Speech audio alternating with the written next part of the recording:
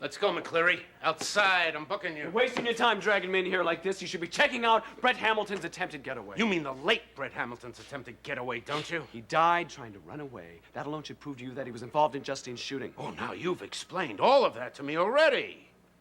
Don't tell me you want to do it again. Well, not to worry. We have all night. Sit down. I don't have all night. Look, you can ask me all the questions you want tomorrow, but I have to get out of here. I have to make sure that Susie's all right. Why wouldn't she be? Bowman, she saw a man die tonight. Now, what do you mean, why wouldn't she be all right? Forget it, McCleary.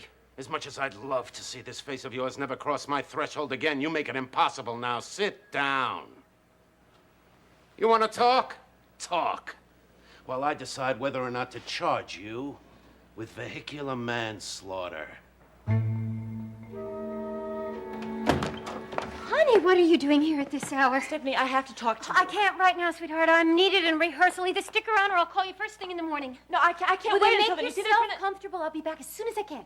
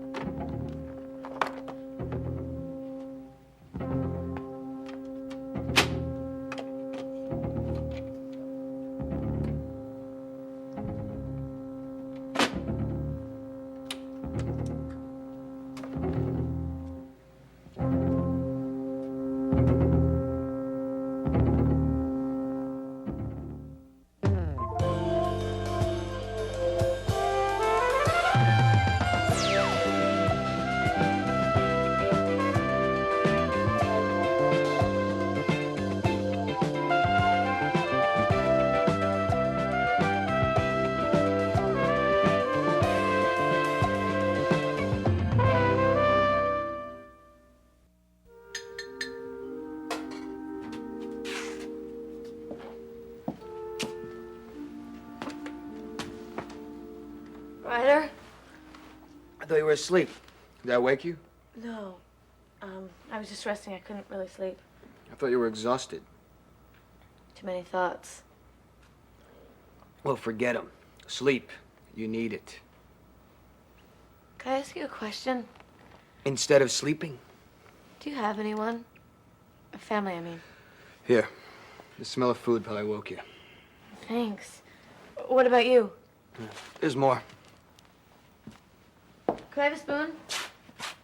One question. One answer. Thanks.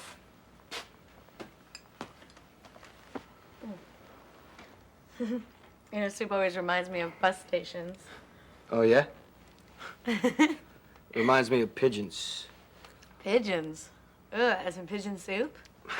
No, I don't think I've ever been quite that desperate. That's good. A friend of mine used to raise pigeons on the roof of his apartment building. Whenever I went up there, it seemed like someone in the building was making soup. The aroma would come up through the vents. Did you live in that building? Yeah.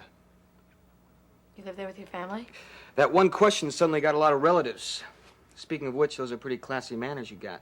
Where'd you learn them? So, I mean, you don't want to talk about yourself? It means what it means. I remember this trick that my father taught me. He said whenever he got any food that wasn't any good but you didn't want to hurt their feelings, you should pretend to eat it. And then when they're not looking, just toss it away. You want me to turn my head? Oh, no. This is really good. You making fun of me? Hey, you're too tired to know it if I was. I'm glad you like the soup. Look, Ryder, I won't talk to you about your family anymore. I know you don't like it. Hey, look who's talking. What do you think, I was dropped from another planet or something? I have a family.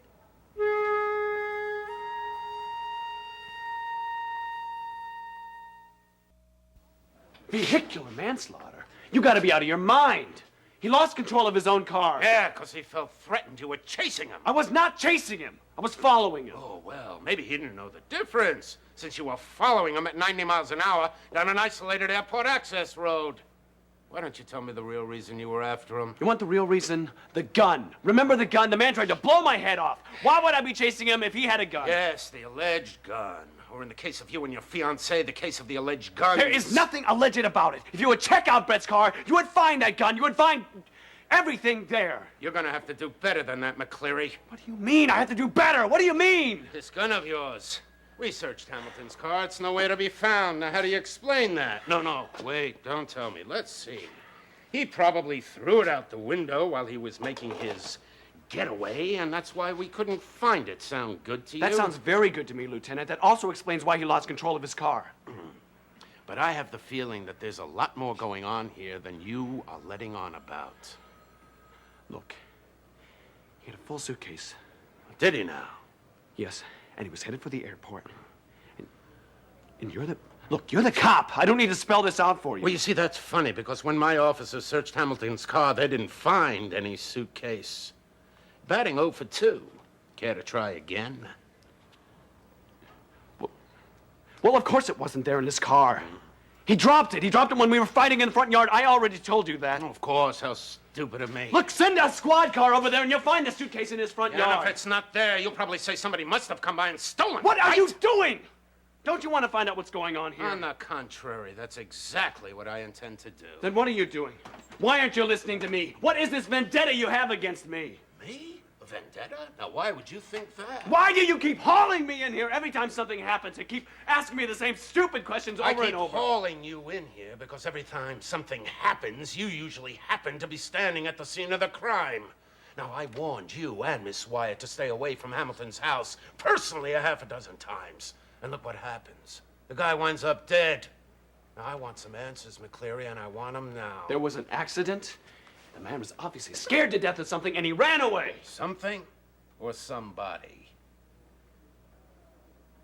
No. No, Bowman.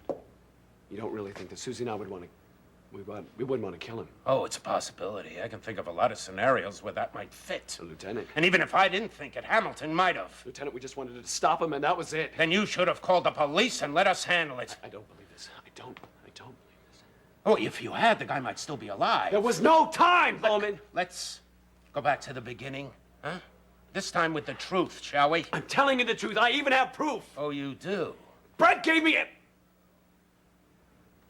Go on. He gave you what?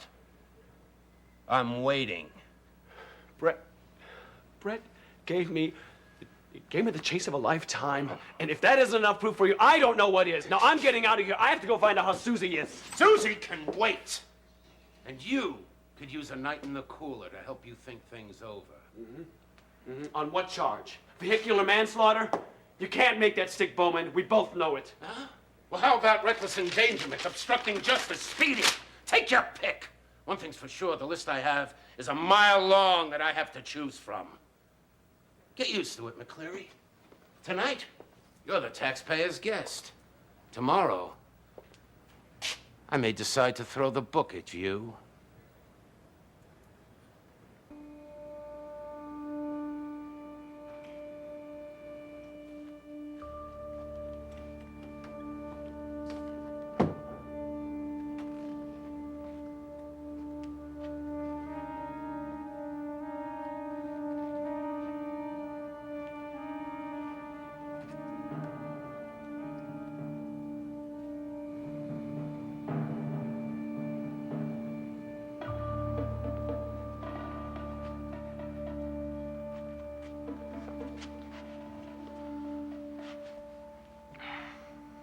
Hello, Mr. and Mrs. Hamilton.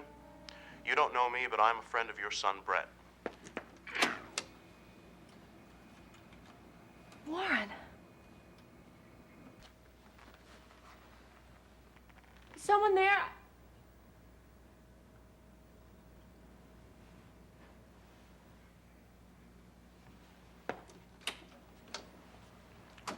What you are about to see will undoubtedly shock you, but I feel that it's important that you see it now before it's too late. I understand that on his 30th birthday, Brett is due to inherit close to $20 million. After viewing the following, you may want to alter that inheritance. Regretfully, then, here's your son's motion picture debut.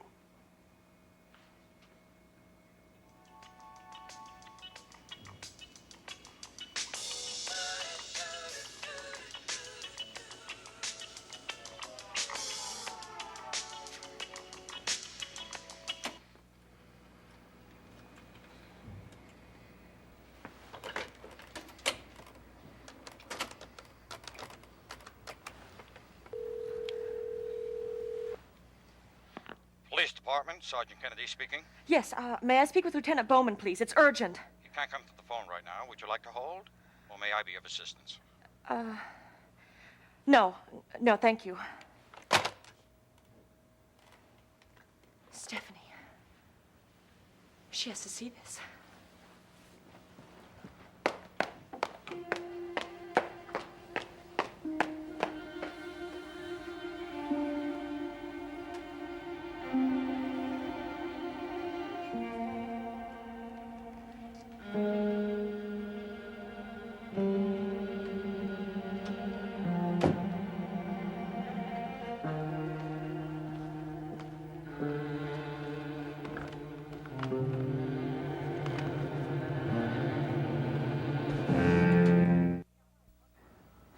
If you don't want to talk about it, we don't have to. Hey, there's not much to say. I have a family, like most people. Where are they? Around. Here in Henderson? Mm-hmm. Do you ever see them? I call my mom every now and then. And sometimes I go by, see how she's doing. Not that often, but sometimes. Don't you get along? Mom's okay. Not your dad. I left home too, kid. Why did you leave? I bet they miss you. What about you? I mean, don't people miss you? Or were you the one dropped from another planet? Oh, I get it. I can talk about me, but it's no dice going the other way? Or are you just some crazy, mixed-up kid? I'm not a kid, all right? Sure, I'm a little mixed up. I don't know where to go or what to do anymore. Or who you are? Yeah. But the only thing I do know is that it's safe here. Safe. Here. With all the rats and roaches? Take another look. This place is a wreck. A burned-out building. Yeah, it may be all of those things, but one thing it doesn't have is someone telling me what to do. Pulling on me and pushing me and forcing me to do things I don't want to. That can be a drag, all right. But then again... What? I mean, I don't know. Maybe it's not that bad. People have a way of doing those things to you when they want to show you that they really care. Sometimes it's the only way they have to show you they do care. Yeah, that's the way I could do without.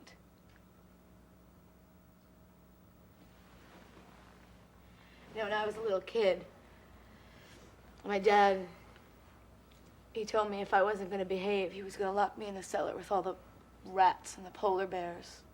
Polar bears? Yeah. He knew it scared me to death.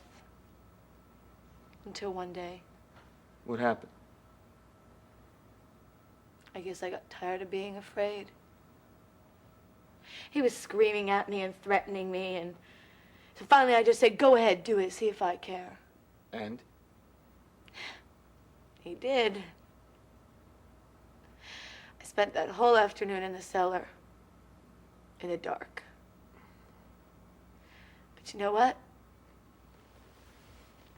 There weren't any polar bears down there. Or rats.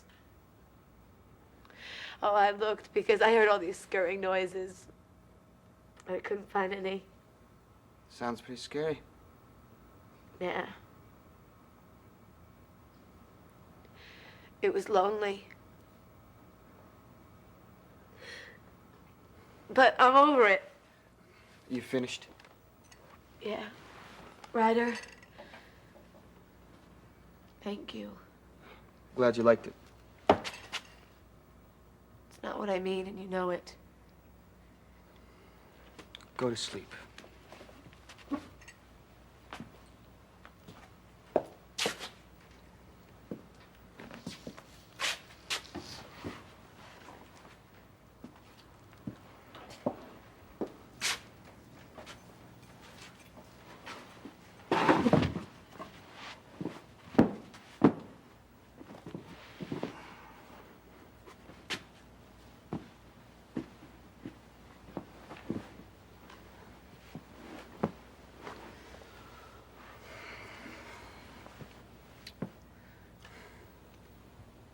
You're not the only one, kid. I guess we all have something we gotta face, huh?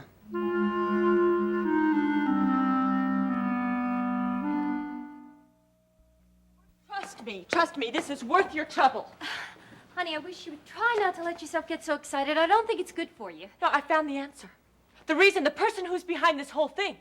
You mean the shooting and you're being framed at the park? Well, who was it? Tell me. No, How I'll did do you better find than that. I will show you. You see, we found this with this key. Oh, I forgot. You forgot what? You don't know. You haven't heard yet. Heard what? About Brett. Brett Hamilton? Is something wrong? Is he in trouble? Stephanie's dead. He died about 2 hours ago in a car accident. What? How could that happen? Are you sure? Yes, I'm sure. Cagney and I were there. It was on the old access road to the airport. You and Cagney dead? I can't believe it. It's true. Look, Cagney and I knew that Brett was mixed up in this somehow, but we weren't sure about the connection. So we decided to follow him. And we were right. I mean, he was trying to run away. He had his bags packed and everything. Wait, you're saying Brett was involved with Justine's shooting. Honey, I think he's very fond of Justine. No, you see, we don't have all the details yet, but wait until you see this. Brett, right before he died, he said one word. He said airport. And he had this key. So you see, I took the key and I went to the airport and I found the locker. The police had arrested Cagney. Arrested? Why? It's a long story, all right? But basically, they felt that Cagney was responsible for Brett's accident, which is not true. I was there. I saw it. We were following Brett, and Brett lost control of his car. Honey, slow down a little bit, okay? I'm having a lot of trouble following all of this. All right. Okay, just watch. So tough. I guess it shouldn't be so hard to believe. Chase Kendall? Chase Kendall is the man behind all of this? No, it's Warren. Warren? No, on the other tape, the real tape. Somebody has been in here and someone has hidden it. No, someone has stolen my proof. Susie. Yes, I brought it directly from the airport. I had to see what was on it. I had to see what Brett's connection with Justine's shooting was. And Warren Carter was on the beginning of that tape talking to Brett's parents. Susie, honey, try to get control of yourself, okay? You don't understand. There is nothing wrong with me. Warren Carter is behind this entire thing, every bit of it. Honey, Warren Carter is dead. I know that, but dead or not, he is responsible if I'm convicted and I go to jail. Susie, please. Honey, try to think. If Warren Carter, your dead ex-husband, died in jail, how could he be responsible for something that is going on months after his death? Stephanie, you are not listening to me. On the beginning of that tape, there was Warren Carter sitting in a chair, talking to Brett's parents. And then this porno flick came on. Oh, my Susie, baby, honey. Oh, stop it! Brett was in a porno flick. Warren was blackmailing him. Oh, forget it. Forget it. I'm going to find Cagney. Susie, honey, where are you going? I am going to find Cagney. He will believe me, and then he'll help me find that tape again. No, you Stephanie, can't I know what do you're that thinking. right I know now. what you are thinking. You're thinking, Susie's lost her mind. This is too fantastic. Well, I haven't. And I have to see Cagney. No, all right. I agree with you, but we'll have Cagney come here. I'll call him. Wouldn't that be a better plan? Just tell me where I can find him, honey. He's either at home or at the police station. The police station? I told you. The police are questioning him about Brett's death. That's right. Yes, honey. You did. Absolutely. And I'm calling him right now. Please, just stay calm. Everything's going to be all right, Susie. See, Warren and Brett knew each other. They're all mixed up in this somehow. Even dead Warren Carter's trying to destroy my life. He will never leave me alone. Never!